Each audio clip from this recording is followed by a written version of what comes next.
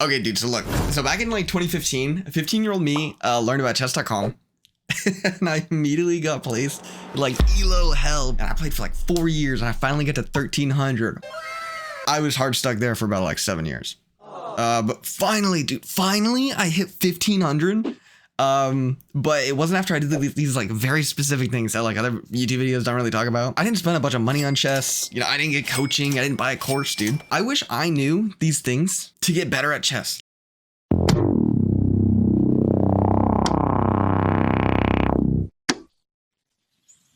So starting from like 0 to 600, I feel like honestly, okay, here's the thing though. I've never been this low, except for like in bullet.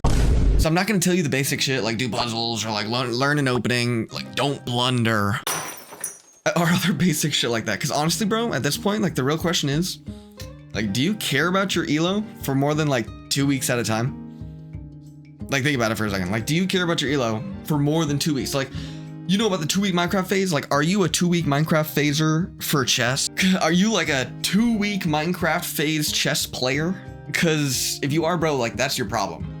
You gotta play, bro. You just like, you gotta ask yourself, why do you want this? Why do you want to be better at chess?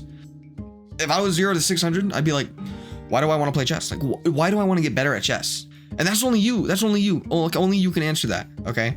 If you're watching this video, you're either my friends who support my channel because you love me, or the message from the thumbnail spoke to you, like to you, bro. And brother, brother, if you got, brother, like you got this.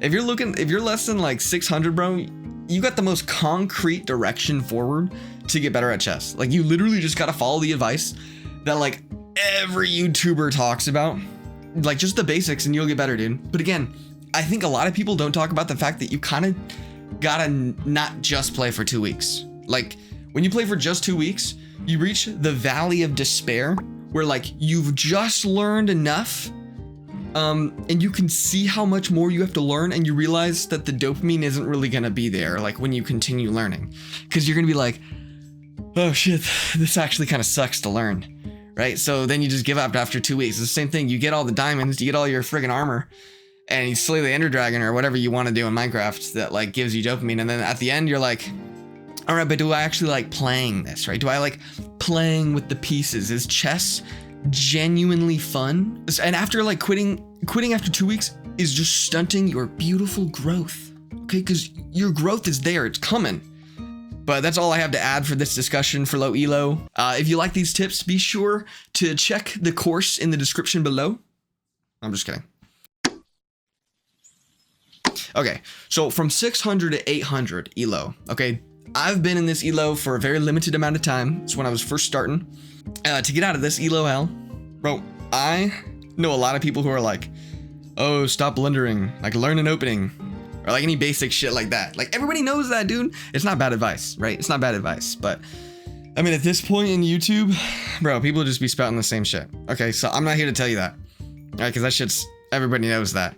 Right? Everyone else in 600 to 800 ELO knows that stuff. So like when you follow that advice, everyone else is following that advice. So you're just going to stay in the same ELO that you're trying to play against, right? Because everyone else watches Gotham Chess and Gotham Chess just says that stuff. So like you can't get out of this quote unquote low ELO by just doing like basic ass shit, right? This is where real improvement needs to start. If you're stuck here, then you are one of 2 people, count them, 2 people. Okay, you either don't play rapid. I'll say that one again for the people in the back.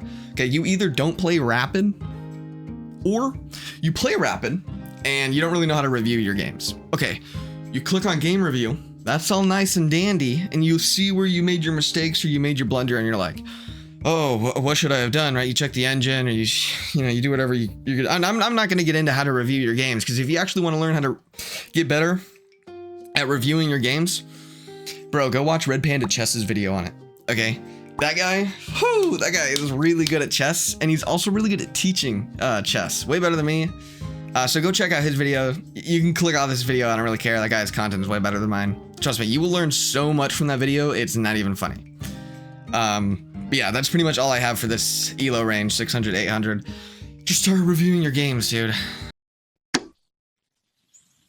Okay, now for the big stretch, 800 to 1300. This is the last elo range I have advice for, because I think if you're 1800 to 1300, you're pretty much struggling with the same thing. I think this elo is kind of filled with smurfs according to Reddit. And I'm not really going to talk about 1300 to 1500, because I think if you're in that range, you already know what you need to do to get better, and general advice doesn't apply to you anymore.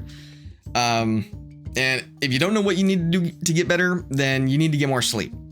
All right. And then obviously anything higher than 1500, I've got no basis to tell you any tips, okay? Because you're better than me. Moving on. So for 1800 to 1300, this is where the real muck of chess.com elo hell is. Games will actually just start going even if you don't have any plans now. And I think that that's what I really struggled with. The skill is really where you can start like, I think the skill of like making plans is where you can really start falling short. Again, I'm not trying to spew the generic advice you can get from like mainstream chess videos, which is like stick to one opening or like learn tactics. I think everybody knows that. Okay. But what I struggled with in this elo range was learning how to come up with a plan of attack. All right. So it's like, oh, I see that weak pawn, right? Like there's like that weak pawn back there. Like if you're playing against a London system player, you're like, ooh, look at that pawn on B2, bro. Like, let me get that ish. So much of my time here was filled with just like throwing spaghetti at the wall and seeing if it stuck. So I would throw out like pawn breaks that gave me a good vibe, or I would try to like attack an opposite side castled king. But truthfully, it's really hard to tell like what is and isn't a good plan, because an engine only really analyzes your moves and not really your plans, right? So it's hard to game review this kind of thing. So here's what I did, and you may not like this answer, but it worked for me. Okay, this is my video. So I played variants. I played cross derby. I played 4-player chess. I played 960 chess. I think that's what it's called, where like your pieces have different starting positions every game. I played duck chess. Yeah, these variants, they got me to reconstruct the habits that I formed getting to that elo, right? Like 1,000 plus. I didn't grind puzzles like a lot of people recommended. I mean, I tried to do puzzles, but I'm not gonna lie, that didn't really work for me, because you have to do so many puzzles before you start recognizing the patterns in game. So I started doing them now and again, but I'm actually doing them a lot now that I'm 1500. But I didn't get to 1500 doing puzzles. Another thing that helped me get out of the low 1000s was learning how to play chess blindfolded. I have no idea how this helped me, but anecdotally, I started learning the notation and squares and how the pieces move without looking at the board. And my board vision became immaculate, dude. Like, dude, there were so many times. I played a London system, and I'd have my London system dark square bishop on like F4, G3, or H2 if I like hooked my H pawn and I like squeezed my bishop back there. And that's on that dark diagonal that looks all the way up to B8.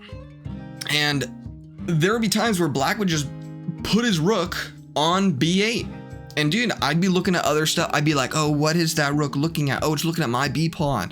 Like, oh, it's putting pressure down. I'd be looking at my left side of the board, and I'd forget, because, you know, the bishop kind of blends in, kind of looks like a pawn on the right side of your board with your peripheral vision. And so maybe the rook would hang out there for like 3 turns until it eventually moved. And then once it moved, I was like, wait, I could have taken that. Like, I could have taken that rook. Just leaving games on the table, bro. Like, I was just like a 1200 rated player, just leaving a rook for free. A bishop for a rook? I don't need that. That's basically what I was doing, because I just didn't have that board vision. And I swear to you, after learning how to play the game blindfolded, not that I'm good at it, okay, I can like play against ChatGPT and win, but if I play against like an 1100 bot, I lose, right? But it's just that practice, like imagining the board for an entire game, or like doing 3 moves in my head and then playing it out, you know, that type of thing. It helped. This happened so often, like me not seeing like what my pieces were looking at, that it didn't matter how many times I beat myself up for it, like post game, like watching the review. I just kept letting it hang for a turn or 2 in my games.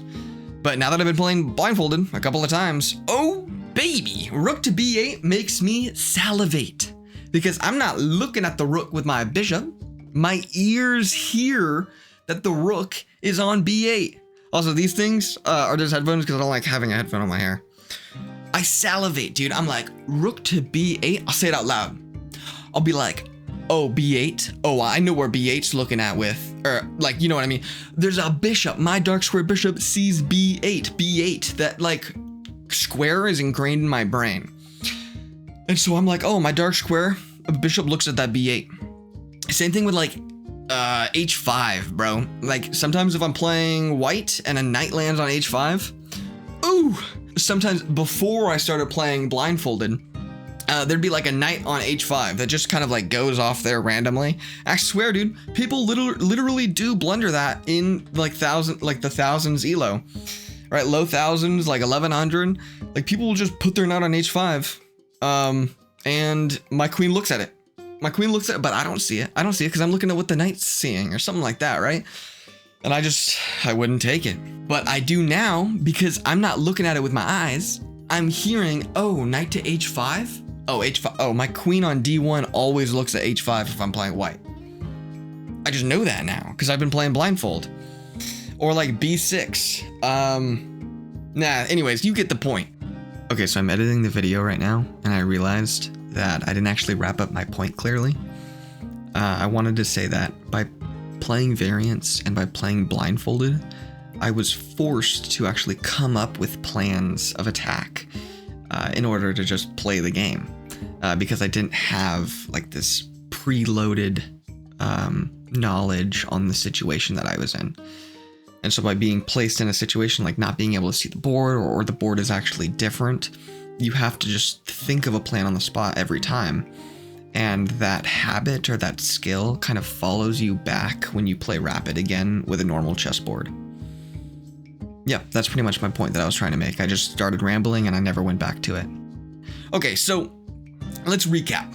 That's my advice. If you're lower than 1600, bro, it's time to ask yourself, why do you really want to learn chess? All right, and then decide for real if that's worth it to you.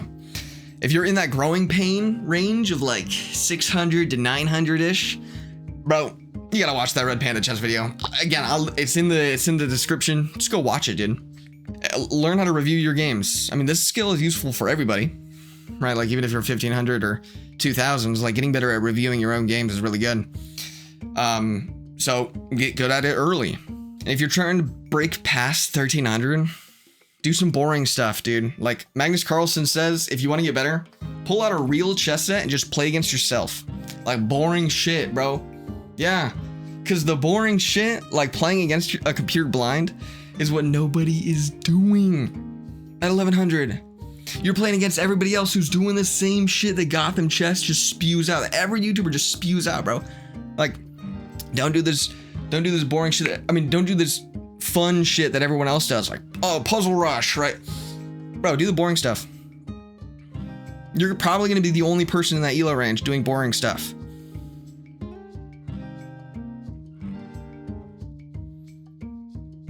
If you just do what everyone else does, bro, you're gonna be the elo of everyone else. Okay, that's pretty much my wrap. Dude, if you enjoyed this video, don't forget to like and subscribe. And I'll be sure to see you on the next video. Thanks. Peace.